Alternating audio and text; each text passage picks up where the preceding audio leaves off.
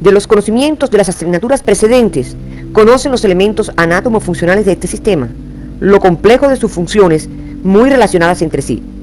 Nos referimos a filtración, excreción y reabsorción para mantener el equilibrio de la homeostasis, la concentración electrolítica del equilibrio ácido básico, el mecanismo fosfocálcico, la presión arterial y la eritropoiesis, además de garantizar la excreción de los productos finales del catabolismo proteico. Al decir del investigador Homer Smith, es la base principal de nuestra libertad fisiológica. El estudio del sistema geniturinario, como su nombre lo indica, también comprende el sistema genital por lo relacionado en sus funciones y sintomatología. Nos ocuparemos en la actividad de hoy de los síntomas y signos urinarios y algunos síntomas del sistema genital, lo que en ocasiones se superponen en la sintomatología referida. Y además el estudio de los principales síndromes del sistema urinario, ya que los referidos al sistema reproductor femenino y masculino serán objeto de estudio en las asignaturas de los próximos trimestres. No menos frecuentes en la práctica médica son los síntomas de este sistema. El paciente puede consultar por diferentes razones. Sus síntomas pueden ser atribuibles al aparato urinario, como son el dolor lumbar, la disuria y la hematuria. O puede consultar por manifestaciones generales como edema, hipertensión arterial, que pueden estar relacionados con una enfermedad renal. Por último, puede ser un paciente asintomático, en quien puedes descubrir una alteración de la función renal por una evaluación clínica en estadios iniciales o por un análisis de orina, de aquí la importancia de la pesquisa que puedes realizar en tu comunidad. Entre los principales síntomas y signos, nos ocuparemos del dolor de etiología urogenital, la hematuria y la leucorrea. Los otros síntomas y signos serán objeto de estudio independiente. Además, serán profundizados en otras asignaturas posteriores. El dolor de causa renal es habitualmente lumbar y se describen dos modalidades según su origen capsular o en las vías de excreción, este último llamado cólico nefrítico. En ambos tipos de dolor tendrás en cuenta describir las características semiográficas para todo dolor. El de origen capsular se produce por la irritación de las terminales sensitivas presentes en la cápsula y en el peritoneo parietal posterior. Se describe este como un dolor a nivel lumbar alto, habitualmente fijo, y si se irradia a los flancos o región de hipogastrio y se presenta durante la micción, puede notar reflujo vésico-ureteral. Este es de ligera intensidad, profundo, que puede describirse como constrictivo, de instalación paulatina, que aumenta con la marcha y disminuye al reposo. Puede variar en el tiempo de horas a meses, dependiendo de su causa. Se acompaña de síntomas y signos como la fiebre, orinas turbias, hematuria y síntomas de irritación vesical como la polaquiuria, disuria y el tenesmo vesical. En el semiodiagnóstico del dolor de origen capsular tendremos en cuenta la pielonefritis aguda, la hidronefrosis, el infarto del riñón por obstrucción arterial, las neoplasias malignas del riñón, el trauma renal, el que puede ocasionar hematoma perirrenal, y la tosis renal. Por otra parte, el dolor llamado cólico nefrítico es de localización lumbo-abdominal.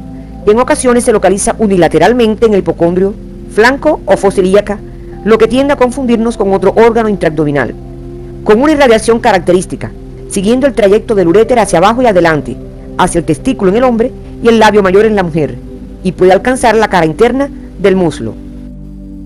La intensidad se describe como uno de los dolores más intensos, describiéndose una característica que el enfermo no puede estar quieto, lo que genera gran intranquilidad y adoptar varias posiciones. Se presenta en forma brusca, aunque se describen algunos síntomas prodrómicos como pesantez lumbar, hematuria y polaquiuria. Es continuo, con paroxismo, a tipo cólico, con una duración de horas hasta días.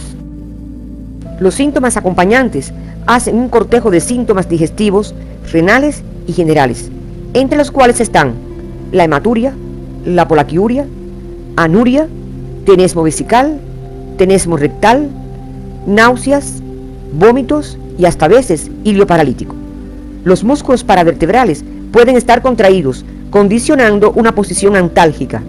Todas estas cualidades hacen este tipo de dolor un dolor característico que desde la entrada del paciente, la anamnesis y el examen físico será de fácil diagnóstico. Los antecedentes son de gran utilidad, pues existen otros procesos que pueden manifestarse de forma semejante. Por ejemplo, la mujer en edad fértil con procesos de anexitis, embarazo ectópico y ruptura de quiste de ovario. En estas dos últimas constituyen urgencia de carácter quirúrgico. en el hombre y la mujer con las diverticulitis y apendicitis. Por eso, los datos personales, la edad, la historia menstrual en la mujer, la ocupación, los antecedentes personales y de enfermedad contribuyen de manera decisiva al semiodiagnóstico. Si el dolor es lumbar, sordo, se acompaña de fiebre, escalofríos y náuseas, hace pensar en una infección urinaria alta o pielonefritis. Si es de inicio brusco, con irradiación al flanco, testículo en el hombre, acompañado de disuria, polaquiuria, síntomas digestivos e intranquilidad, pensamos en cólico nefrítico, que puede tener como causa un obstáculo en la vía excretora y en dependencia de su localización, ocasionará estos u otros síntomas. Te recomendamos estudies en tu libro de texto el dolor de causa renal. Anteriormente, al hablar del dolor renal, nos referimos a la hematuria o micción de orina con sangre. Esta puede ser referida por el paciente y se llama hematuria macroscópica, o puede ser identificada al microscopio, llamada entonces hematuria microscópica. Cuando es identificada de forma macroscópica, causa ansiedad como todo sangramiento, pero puede ser confusión con las pseudohematurias, por presencia de sangre procedente del útero, o con hemoglobinurias, a lo que el médico tiene que proceder para diferenciarlas a través de los antecedentes, examen físico y exámenes diagnósticos. Un dato importante al interrogatorio que forma parte de la semiografía es el momento de la micción en que se produce la hematuria, lo que nos podrá orientar el punto que sangra. Es decir, si la hematuria es al inicio de la micción, suele decirse que es proveniente de la uretra o la próstata. Si es al final de la micción, se dice que es terminal y puede originarse en la vejiga.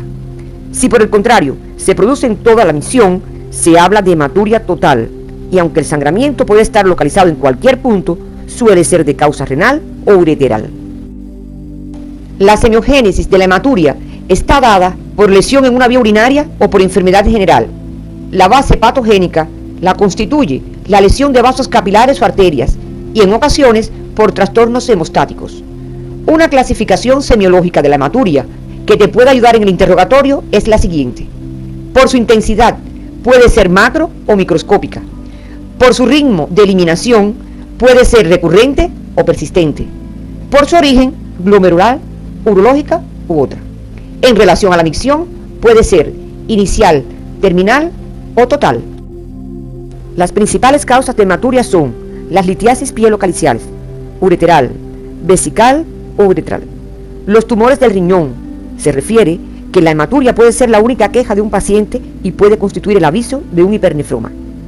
Otras causas son los tumores de próstata y vejiga, tuberculosis del riñón, del uréter o de la vejiga. De origen renal, como ocurre en las enfermedades glomerulares, el infarto renal, trauma de riñón, riñones poliquísticos, entre otros. De origen sistémico, en el curso del tratamiento por anticoagulante, síndromes purpúricos y rasgo drepanocítico. Otros síntomas y signos del sistema renal debes estudiarlo en tu libro de texto. Nos referimos a los trastornos de la micción, alteraciones del color y densidad de la orina, el tenesmo vesical, entre otros que pueden acompañar a los ya estudiados hoy. Revisa esto en los materiales de apoyo que aparecen en tu CD y en tu propio libro de texto. De forma general, podemos decir que la anamnesis, el examen físico general, regional del abdomen y otros sistemas relacionados serán el colofón del estudio ante un paciente antes de enviar una muestra de orina para ser analizada, la que de forma simple puede ofrecer muchos datos de interés y orientar al diagnóstico. Los antecedentes de ingestión de medicamentos como analgésicos, anticonceptivos o antibióticos pueden ser causa de hematuria por producción de necrosis papilar o nefritis intersticial. El examen de abdomen en todos sus cuadrantes, las regiones posteriores, los genitales externos, las maniobras de percusión lumbar posterior, el tacto rectal, entre otros elementos del examen físico, son de vital importancia. Uno de los exámenes contrastados utilizados en el estudio del sistema urogenital es la cistografía retrógrada. Uno de los hallazgos imaginológicos es la presencia de un divertículo de vejiga capaz de producir sintomatología renal. La imagen es radioopaca, aparece en forma de bolsa por fuera de la vejiga y observa además en esta imagen de la pantalla cómo asciende el contraste por reflujo vesicureteral. La leucorrea es un síntoma propio del sexo femenino, que introducimos en este tema por su frecuencia y muchas veces superpuesto a los síntomas del sistema urinario. Toda salida al exterior del contenido vaginal, aumentado o modificado, resultado de las secreciones vaginales, se denomina flujo vaginal. Este será objetivo de estudio en ginecología y se profundizará posteriormente ya que constituye una de las primeras causas de consulta en la mujer. Esta secreción es producto de hipersecreción de las glándulas a distintos niveles: trompa, cuerpo uterino, cuello, vagina o vulva. Habitualmente es producida por procesos inflamatorios secundarios a gérmenes, acción mecánica sobre el endometrio por parte de un dispositivo intrauterino, expresión de una lesión del cuello uterino o inespecífica. De forma fisiológica, se puede presentar el flujo sin síntomas acompañantes en los días postmenstruales o en los días de la fase estrogénica y en la ovulatoria del ciclo. Por ahora nos referiremos a sus características macroscópicas que te orientan al diagnóstico de aquellas más frecuentes y que pueden ser parte del cortejo de los síntomas renales. La leucorrea por Monilia o Candida albicans suele ser de color blanco, grumosa, acompañada de prurito, que puede dejar lesiones de rascado en la vulva, la que es frecuente en lactantes y mujeres diabéticas. La leucorrea, producida por trichomonas, es por el contrario de color amarillo verdoso, fluida, que puede llegar a ser mucopurulenta y no tiene tanto prurito como en la causada por Monilia. La leucorrea causada por gonococo es purulenta, se acompaña de escozor y disuria. En ocasiones aparece la bartolinitis aguda como manifestación principal. En todos los casos es importante el interrogatorio, los antecedentes personales y psicosociales de la paciente, para luego pasar al examen general, regional y un exhaustivo examen ginecológico. Este último será tratado en las asignaturas posteriores. El estudio de la próstata será tema de la asignatura urología posteriormente. No obstante, ya estás familiarizado con el examen de la misma mediante el tacto rectal. Este te ofrece elementos generales del tamaño y consistencia que debes conocer y que pueden estar en relación con otros síntomas y signos del sistema genitourinario. El tamaño de la próstata varía y sus principales causas son la hiperplasia prostática o adenoma de la glándula, el tumor maligno o adenocarcinoma, o aumento por causa inflamatoria o prostatitis. Algunas de ellas están en relación con la edad. Por ejemplo, los tumores de próstata son más frecuentes en los adultos y adultos mayores, mientras que las prostatitis son más frecuentes en los adultos jóvenes. Relacionado con el aumento de la próstata, te estamos mostrando una cistografía en la que se observa elevación en media luna del contorno inferior vesical por aumento del tamaño de la misma. Obsérvala detenidamente. Las características semiográficas de la próstata al tacto orientan al pensamiento clínico. Si a la palpación encuentras aumentado de volumen esta glándula, de superficie lisa, no dolorosa, con consistencia normal, podemos pensar en un adenoma. Si por el contrario, el aumento de volumen se acompaña de superficie irregular y consistencia aumentada, pensamos en un adenocarcinoma. Estos y otros elementos serán profundizados en la asignatura urología. Nos corresponde abordar el estudio de los principales síndromes renales.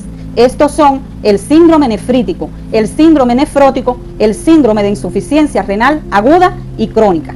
La pérdida de la función renal es un síndrome clínico humoral, resultado del cese o disminución de la función renal, que ocasiona retención de productos nitrogenados y desequilibrio hidroelectrolítico, que puede llegar a poner en peligro la vida del paciente si es aguda. El factor para definir si es aguda o crónica está en relación al tiempo o velocidad en la que se desarrolla. La insuficiencia renal aguda se caracteriza por la pérdida de la función renal en horas o días, con aumento de la creatinina mayor del 50% del valor basal y disminución del volumen de la orina en 24 horas menor de 500 mililitros, aunque este último no es obligado. Los síntomas de este síndrome dependen de la enfermedad que la origina y aparecen los propios del desequilibrio hidroelectrolítico, como acidosis metabólica e hiperpotasemia. Se presenta tanto en pacientes internados como ambulatorios. Para el síndrome diagnóstico se ha clasificado para su mejor comprensión en prerrenal, renal y posrenal. La prerrenal se debe fundamentalmente a hipoperfusión renal, con una reducción de la filtración glomerular, por lo que no se asocia a daño de la estructura renal. Este se presenta por disminución del volumen sanguíneo, como ocurre en grandes hemorragias y grandes quemados, por reducción del gasto cardíaco, como en caso de insuficiencia cardíaca y grandes embolismos pulmonar, por vasodilatación periférica intensa, por sobredosis de drogas, medicamentos antihipertensivos o anestesia. La de causa renal representa el 40% de todas las insuficiencias renal agudas, pudiendo estar afectados el intersticio, el túbulo, el glomérulo o los vasos. Por lesión a nivel intersticial, las nefritis infecciosas. Por lesión tubular, en las necrosis tubular exógenas producidas por antibióticos como los aminoglucósidos, las sulfas, agentes anestésicos, diuréticos, insecticidas, metales pesados y hemólisis intravascular en reacciones posttransfusionales. Por lesión glomerular, como es el caso de la glomerulonefritis infecciosa y enfermedades sistémicas. Por lesión de los vasos finos intrarrenales en procesos de coagulación intravascular y la toxemia del embarazo. Las evidencias analíticas en insuficiencia renal aguda de causa prerrenal son resultado de las alteraciones en el flujo sanguíneo renal, por lo que los pacientes afectados mostrarán en el hemograma signos de hemoconcentración, los cuales son incremento en las cifras de hematocrito e incremento relativo en las de hemoglobina, ya que no es la masa globular roja la que aumenta, sino que disminuye la porción líquida de la sangre o plasma en los casos de deshidratación. Si la insuficiencia prerrenal es causada por shock hipovolémico por pérdida sanguínea, los resultados del hemograma serían muy diferentes, pues ante la intensidad de dicha pérdida encontraríamos hemoglobina disminuida en correspondencia a la disminución del hematocrito. Si la insuficiencia prerrenal es por shock cardiogénico, encontraríamos policitemia, que se expresa como hemoglobina y hematocrito elevados.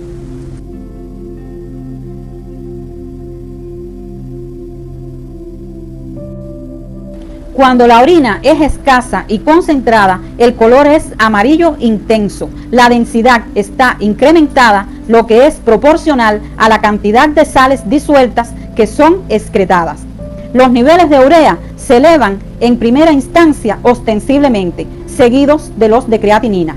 El estudio del sedimento urinario no reporta en este tipo de insuficiencia grandes evidencias, porque la función renal primariamente no es quien se afecta. En la insuficiencia de causa renal, el volumen urinario se encuentra disminuido, pero la densidad de la orina disminuye considerablemente porque el riñón pierde su capacidad de excretar sales. Los ácidos séricos, urea y creatinina se elevan considerablemente desde el inicio del síndrome. En el estudio del sedimento urinario, ya sea a través del conteo de la cituria o el conteo de Addis, se observa la presencia de cilindros hemáticos, sugiriendo la existencia de glomerulonefritis o vasculitis. Si se observan leucocitos eosinófilos, se debe sospechar nefritis intersticial aguda, y si se encuentran cilindros granulosos y leucocitarios acompañados de células epiteliales tubulares, el diagnóstico probable es la necrosis tubular aguda. En la insuficiencia renal postrenal, el volumen urinario disminuye de forma brusca. Los azoados en sangre se incrementan, pero no tan intensamente como en los dos tipos anteriores. El sedimento urinario revela la presencia de cilindros hemáticos. El diagnóstico positivo y etiológico de este tipo de insuficiencia lo efectúan los exámenes imaginológicos. La insuficiencia renal aguda postrenal es menos frecuente y se observa cuando el flujo urinario de ambos riñones se encuentra obstruido, como es el caso de cálculos ureterales o por compresión extrínseca. En todos los casos, te apoyarás en una anamnesis exhaustiva y el examen físico para luego seleccionar los exámenes complementarios que corroborarán el diagnóstico sindrómico. El síndrome de insuficiencia renal crónica se corresponde con la disminución lenta y progresiva de la función renal. El destino final es la elevación de los niveles de urea en sangre. Para esto, el daño renal debe ser en ambos riñones y su evolución progresiva. Su evolución se desarrolla en varias etapas, desde la subclínica hasta la fase final de uremia. Se identifica clínica y humoralmente por niveles de urea y creatinina elevadas, nicturia, hipertensión arterial, anemia y reducción del tamaño renal. Los mecanismos fisiopatológicos o sindromogénesis se explica por la disminución del número de nefronas y disminución del nefrón aislado. Es de destacar que el incremento de los niveles de creatinina anticipa al de la urea. No existe una relación entre los niveles de azoados y el filtrado glomerular. Más relacionados están la creatinemia y el filtrado glomerular. Te recomendamos revisar estos contenidos en las asignaturas precedentes, en el libro de texto de la asignatura y el material de apoyo que aparece en tu CD. Estudios que han tenido como objetivo caracterizar estos pacientes reportan que la mayor parte tienen antecedentes de hipertensión arterial, diabetes mellitus o una glomerulopatía. Estas glomerulopatías pueden ser primarias o secundarias a diabetes, fármacos, neoplasias, hereditarias, riñón poliquístico y enfermedades sistémicas como las colagenosis. Te sugerimos profundizar estos aspectos en el material de apoyo y en tu libro de texto.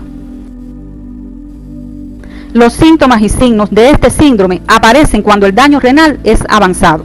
Se describen 3 fases. La inicial, que es asintomática, en esta fase solo se detecta por la prueba funcional renal, o sea, el filtrado glomerular se encuentra disminuido.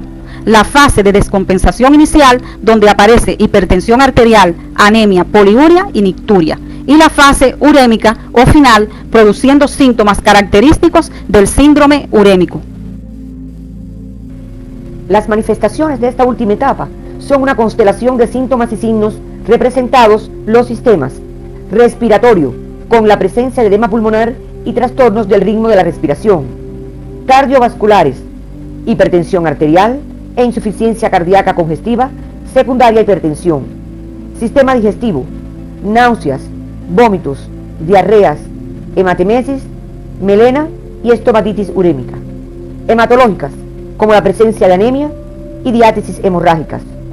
Sistema neurológico, suele presentarse insomnio, confusión mental y puede llegar al coma en dependencia del grado de uremia. Manifestaciones óseas como el dolor óseo y las fracturas patológicas son frecuentes también. Trastornos metabólicos como la desnutrición e intolerancia a hidratos de carbono.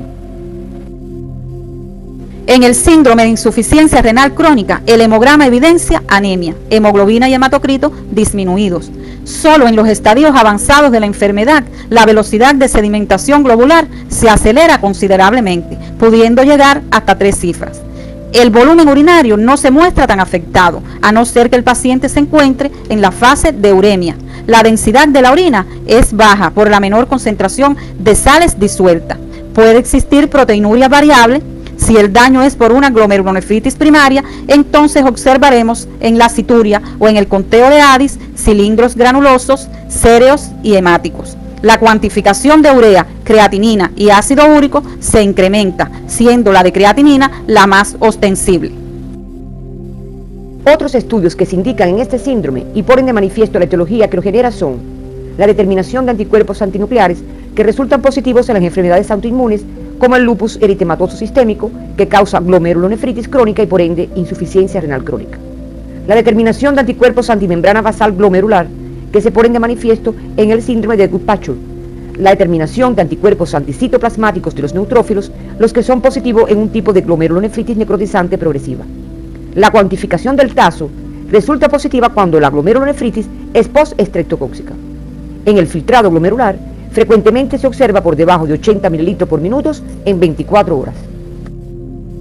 Por último, estudiaremos el síndrome nefrótico, caracterizado por proteinuria masiva mayor de 3,5 gramos en 24 horas, hipoproteinemia de menos de 2,5 gramos por litro, edema e hiperlipemia. La presencia de estos hallazgos tienen una explicación fisiopatológica relacionada con la permeabilidad glomerular aumentada, la que debes revisar en tu libro de texto. Este síndrome es provocado por múltiples procesos clínicos, los que tienen como base una glomerulopatía. La etiología del síndrome lo clasifica en síndrome nefrótico primario o idiopático, cuando no hay enfermedad de base responsable del daño. En este caso, se encuentra daño mínimo glomerular o enfermedad de las células epiteliales del glomérulo. Cuando la enfermedad del glomérulo está asociada a otras, como la diabetes, colagenosis, como el lupus eritematoso sistémico, infección por VIH, linfomas, carcinomas, fármacos, infecciones, se denomina síndrome nefrótico secundario. Debes revisar este contenido en tu libro de texto. Como ya expresamos, es un síndrome clínico humoral, por lo que los exámenes diagnósticos de laboratorio son de vital importancia, no solo para el diagnóstico, sino para la evolución del síndrome. En el hemograma observamos cifras de hemoglobina y hematocrito disminuidos. La densidad urinaria se encuentra aumentada, La proteinuria caracteriza y define el síndrome. La cantidad de proteínas excretadas es de 3,5 gramos o más en un periodo de 24 horas. La orina se observa con abundante espuma debido a la proteinuria. En la cituria existe proteinuria marcada, cilindros hialinos granulosos y grasos. En las fases finales de la enfermedad puede observarse cilindros serios. En el sedimento urinario también se observan lípidos en forma de gotas llamados lipoides birrefringentes, los cuales deben observarse con el microscopio de luz polarizada. Estudios bioquímicos que resultan evidencias diagnósticas en este síndrome son proteínas totales disminuidas considerablemente, al igual que las fracciones de albúmina como de globulinas. En la electroforesis de proteínas se observa un patrón característico, donde existe disminución de las zonas de albúmina y gamma-globulina y aumento de las alfa-globulinas. Este incremento de la zona alfa corresponde con la hipercolesterolemia a expensas de LDL e hipertrigliceridemia por VLDL que se produce en el síndrome a consecuencia de la marcada proteinuria. Para el estudio del síndrome nefrítico te recomendamos la bibliografía básica y el material de apoyo que aparece en tu CD. Todos los síntomas, signos y síndromes estudiados pueden ser de aparición en pacientes ambulatorios, algunos secundarios o complicaciones de otras enfermedades, por lo que debes tener presente para ir a su pesquisa. Ejemplo de ellos es la insuficiencia renal crónica, pudiendo encontrar a estos pacientes en tu comunidad. Orientaremos ahora los estudios imagenológicos más utilizados en este sistema. Para realizar los exámenes contrastados del riñón, es necesaria la preparación del paciente igual al tracto urinario simple. Y necesitamos además la administración endovenosa de yodo. Por lo tanto, todo paciente alérgico al mismo no debe someterse a este estudio. Te estamos mostrando en la pantalla un holograma descendente donde se observa el sistema excretor renal teñido con el medio de contraste utilizado. Otro examen contrastado renal que se realiza cuando hay un obstáculo en la vía de excreción normal es la vía ascendente, donde después de canalizar el uréter con catéter se comienza a inyectar medio de contraste yodado por la vía ascendente, denominado este estudio urograma ascendente. Te estamos mostrando una radiografía donde está señalado el catéter y la opacificación de las vías excretoras del riñón derecho. Otro examen contrastado, pero que no requiere la preparación previa del paciente, es el estudio vesical y uretral denominado uretrocistografía retrógrada o miccional, que el mismo se puede realizar a ambos sexos buscando patologías obstructivas uretrales. Te estamos mostrando una uretrocistografía en el hombre normal y una en la mujer con dilatación uretral por estenosis físmica. Otro examen contrastado que requiere preparación previa del paciente e instrumentación intervencionista es la ortografía abdominal, de gran valor en el estudio de la hipertensión renovascular. Observa atentamente en esta ortografía una zona avascular señalada en el polo inferior del riñón derecho, compatible con un quiste renal. El examen de ecografía abdominal y escrotal tiene hoy en día una prioridad por encima de los exámenes contrastados por no tener el inconveniente de preparación previa ni utilización de medio de contraste yodado.